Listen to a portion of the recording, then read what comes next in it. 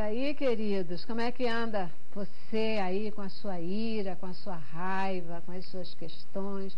Você é do tipo explosivo? Por exemplo, você já se identificou como pavio curto, né? Aquela coisa assim que diz, não, meu pavio é curto mesmo, comigo não adianta mexer porque acende logo aqui, eu parto para resolver a questão, né? Tem gente que é muito pavio curto, claro. isso tem a ver com isso. Não leva desaforo para casa. Isso tem a ver com tudo que a gente está falando, né? Porque vamos refletir. Esse sentimento da raiva, da ira, o pavio curto, enfim, isso está no nosso dia a dia, isso é cotidiano, é constante, né? Um ponto importante, por exemplo, quando a gente está falando da criança, e também não é só a criança, a frustração, quem suporta se frustrar? Quem suporta estar frustrado? Isso são coisas que são constantes do nosso dia a dia. Quando se fala, né, de conter isso, não tem como conter, porque isso é uma expressão dessa questão pulsional, afetiva do ser humano, está nele. Ele vai sentir, ele vai expressar ou ele vai buscar mecanismos para estar expressando isso que ele está sentindo. E como nós colocamos primordialmente, é o que fazer com isso que você está sentindo, é como você poder lidar com essas suas emoções, com esses seus sentimentos, com esses seus afetos, né, que estão lhe causando. Quando a pessoa puder perceber, né, que esse ódio, essa força toda que advém, que está em relação ao outro, mas ele perceber que está fazendo mal a ele vai poder lidar sim com isso de alguma forma mais construtiva do que tão destrutiva dele próprio, né? É isso aí. Desse mecanismo do próprio psiquismo. É isso mesmo. Gente, a ira, ela pode gerar doenças. Muitas pessoas falam até, né, que, por exemplo, o câncer é uma doença basicamente de fundo emocional, que a desordem que advém para as células cancerígenas, ela vem de, não sei se isso já tem alguma comprovação científica ou não, mas a ira pode gerar doenças, pode gerar câncer, por exemplo? Eu acho que na família inteira, inclusive, doenças, não propriamente, não posso dizer câncer, né? Mas com certeza uma pessoa com ira dentro de casa gera um ambiente familiar doentio. Então, assim, a primeira porta são dos transtornos mentais, né? Então, a gente vê que depressão, pessoas que são oprimidas, porque como tem o agressor, tem o que vai estar sendo agredido, né? Então, essa alimentação, né, do agressor e tendo quem seja agredido, isso daí gera um ambiente totalmente desfavorável para a saúde. É horrível, né? É horrível, no ambiente de trabalho, no ambiente de casa, na rua, né? Então, assim, a pessoa que esse potencial agressor, ele gera uma falta de vida saudável e plena em todo o ambiente que ele está. Né? E ele também sente isso, como a doutora falou, ele também vai sentir esse veneno que ele joga, esse monstro que ele faz, esse monstro vai pegar ele vai morder ele, porque a curto prazo ele se sente muito bem, né? Quando ele joga essa agressividade, ele se sente poderoso, ele se sente forte, ele se sente bem dentro daquilo, mas a partir do momento que essa sociedade vai jogar contra para ele, essa contrapartida, ele começa a ver que isso daí está trazendo um prejuízo enorme para ele, né? A própria reflexão, né? A gente vê os programas falando sobre a bomba, que a guerra é a consequência da ira coletiva, né? Então você vê a bomba de Hiroshima, você vendo aquela situação que ficou a humanidade, né? Então você vendo aquela história, você vê que a agressão, que a ira desenfreada, ela traz uma conta pesadíssima para a sociedade. Que às vezes a gente não consegue mais recuperar, né? Não. Que às vezes não consegue mais. Quando um corpo adoece, ele também está adoecido e afetado pelos significantes da sua história, né? Por todos os afetos, por todos os sentimentos que estão ali, por tudo que ele toma para si enquanto uma história, enquanto uma significação, enquanto um lugar, uma identidade. Então tem toda uma complexidade subjetiva assim, que atravessa completamente esse corpo e ele vai responder, né, lamentavelmente, às vezes com um câncer, com uma doença, sim. É o que se chama aí na psicologia de somatizar, né? Pois é, é uma psicossomatização, né? Exatamente. Tem toda essa relação, sim. O corpo, ele responde com toda a nossa relação simbólica, psíquica. O corpo, ele está respondendo a todo esse simbólico. Por isso que o homem efetivamente, a gente nunca pode deixar de considerar esse ser integral. Né? Corpo, alma e espírito. Por isso que, se você está tomado de ira, não deixa o sol passar, não. Prende ele aí, resolve agora, né? Para chegar no dia seguinte já está com tudo. A gente estava comentando sobre a igreja, sobre a ambiência de uma comunidade de fé, melhor dizendo, dessa forma.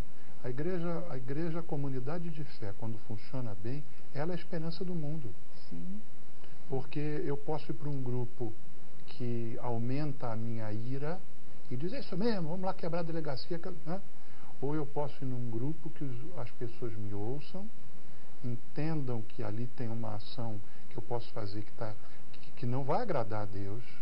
E normalmente, quando a gente tem uma comunidade de fé baseada na Bíblia, Deus é amor, Deus é amoroso e é bom, e Ele se ira e abandona, e não age contra. Então a gente começa a entender e eu começo a poder dizer o que aconteceu comigo, por que eu reagi assim, e alguém vai dizer, não faça isso não. Então você tem uma ambiência boa. Lembrando que dentro dessa comunidade de fé há pessoas tão falhas quanto eu. E esse talvez seja o ponto mais importante. Não é um ambiente perfeito, senão nós só teríamos pessoas absolutamente sem emoção. E não é assim. Ainda mais um latino-americano, como somos todos nós, certo? Que temos uma comunidade, uma sociedade com uma emoção que aparece muito mais do que um país anglo-saxônico, em que você praticamente tem uma valorização da não emoção.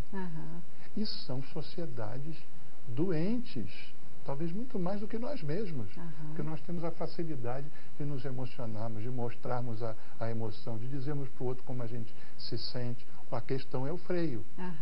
E a igreja pode fazer isso, além da bênção de Deus, porque Deus pode transformar uma vida que se irava e estava somatizada com várias doenças, e quando a pessoa encontra Deus e vê um outro horizonte e quer agradar a Deus, ela também aí tudo muda, né? A gente fica conversando e falando, por exemplo, de um pecado como, né, pecado capital aqui, doença da alma, como a ira, e de repente aí o nosso telespectador ele pode estar pensando assim, pô, mas eles ficam falando assim, isso é impossível, né? Parece as pessoas que, tá bom, vamos controlar a ira, vai ser uma mosca morta, vai ser alguém que não reage, né? Uma poliana da vida que não reage. A vida não é assim, a vida não é assim. Mas não é disso que a gente está falando, né? A gente está falando aqui de entender como é que esses sentimentos, como é que essas questões, elas existem na gente, e para mostrar que o que é importante é como que a gente vai lidar com isso, né? É bom tratar desse assunto, porque há diversas emoções, como o medo, não é um pecado capital. A ira, me desculpe os católicos, não é um pecado capital. É a ira desenfreada. É a ira sem controle. É quando eu não controlo nada e parto para destruir.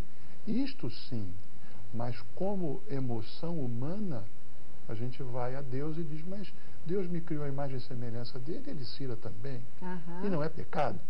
Porque Deus não peca contra si mesmo. Porque ele lida com a ira de uma forma positiva. E lida de forma positiva.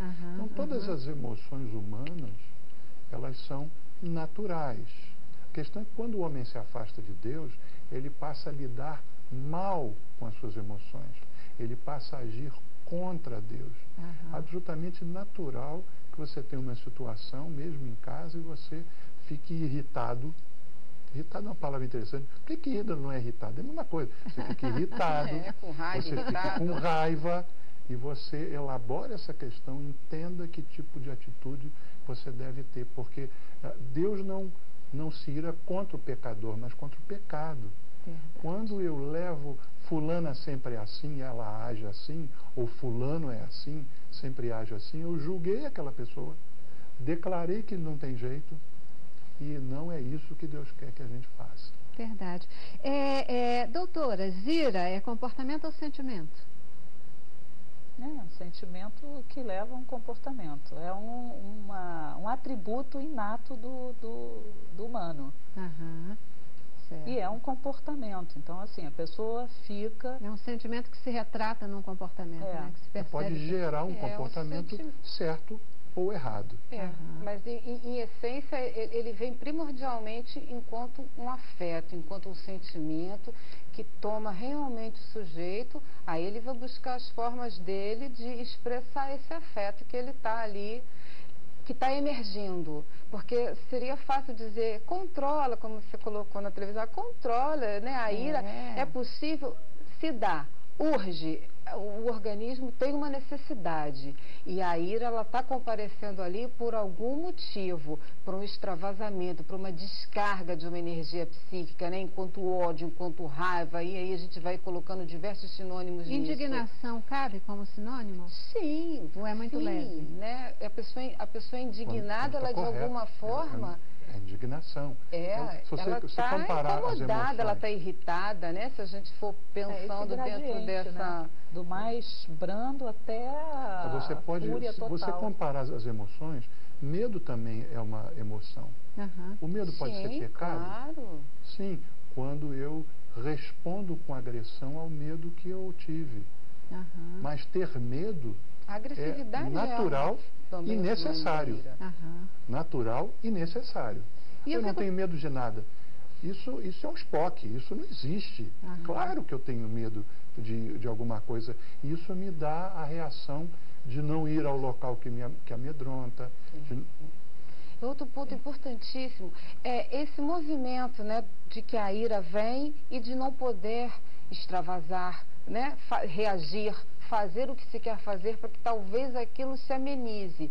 O ponto maior, eu acho que é nesse sentido da pessoa não ter um espaço para talvez ela poder falar daquilo depois. Para ressignificar. Para ela poder ter um espaço onde isso possa comparecer de uma outra forma, né? Transformado. E muitas vezes o maior trabalho pastoral no gabinete é ouvir alguém que chega cheio de ira, e você com oração e com a palavra sábia, você consegue, amenizar. Ou até não dizer nada. Acontece, uma pessoa fala, você não tem que dizer, vamos orar. E aquilo realmente, por ação de Deus e pelo fato dela ter tido a oportunidade de extravasar, Deus está operando e agindo na vida da Agora, da o importante não somente extravasar, mas transformar essa palavra. Porque se a pessoa fica repetindo o tempo todo, se ela alimenta a ira, ela vai alimentando essa química corporal. Então, ela toda vez que encontra uma pessoa, poxa, aconteceu isso comigo, aí encontra outra, aconteceu isso, ela vai alimentando essa química, essa fúria, né? Então, ela precisa transformar esse processo dentro dela. Transformar, ver o que de bom saiu disso. O paradigma, para mim, disso que você está colocando, é uma coisa que o pastor falou lá no início, que é transformar. Quando Deus perdoa um pecado da gente, Ele perdoa mesmo, Ele joga fora, Ele esquece, aquilo acabou, não existe mais. Enquanto a gente fica remoendo esse negócio, falando sobre isso, parece que a gente vira para cá, fica trazendo à tona o tempo todo, ainda não sarou. Ele está presente. Não é? Tem que jogar fora. A gente tem que trabalhar isso, jogar fora. A gente usa uma expressão, poder... Deus te perdoou, mas você não se perdoou. Não se perdoa, é verdade. Aí precisa se perdoar também. Gente, eu já preciso ir para o intervalo, tá? Vou para o intervalo e a gente volta já para as nossas considerações finais, tá bom? Vamos lá. cabeça pra cima. Eu quero mais alegria, mais boas novas, mais